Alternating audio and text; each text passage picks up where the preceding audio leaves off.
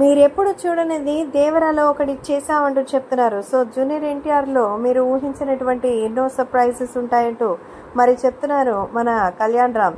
So Kalyan Ram ఈ సినిమాకి one of the partner అన్న సంగతి తెలిసిందే. అందుకే ఆయనకి సంబంధించిన చాలా విషయాలు ఇందులో ఉంటాయి.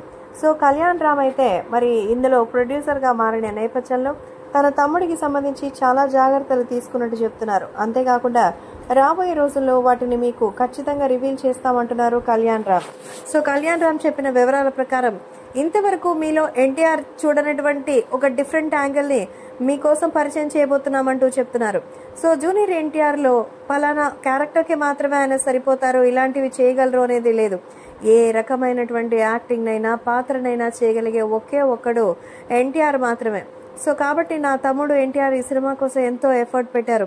దర్శకుడు కొరటాల శివకి సంబంధించి స్టోరీ విషయం దగ్గర నుంచి ప్రొడక్షన్ వరకు మొత్తం అన్ని విషయాలు కలుగజేసుకుని సినిమా గురించి ఎంతో చేస్తూ ఉంటారు. సో ఇక వీటికి సంబంధించిన విషయాల్లోకి వచ్చినట్లయితే ఖచ్చితంగా ఒక అద్భుతమైనటువంటి విషయాన్ని మనకు ఈ సినిమాతో ఎన్టీఆర్లో కొత్త కోణాన్ని పరిచయం చేస్తారట మన ప్రొడ్యూసర్, అలాగే ఎన్టీఆర్ అన్న కళ్యాణ్ రామ్.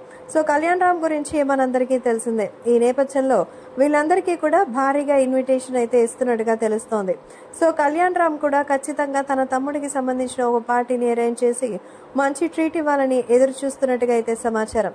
సో తన తమ్ముడు ఎన్టీఆర్ అంటే మన కళ్యాణ్ రామ్కి ఎంత ప్రేమో అంతే తన అన్న అంటే ఎన్టీఆర్కి కూడా అలాంటి అభిమానం.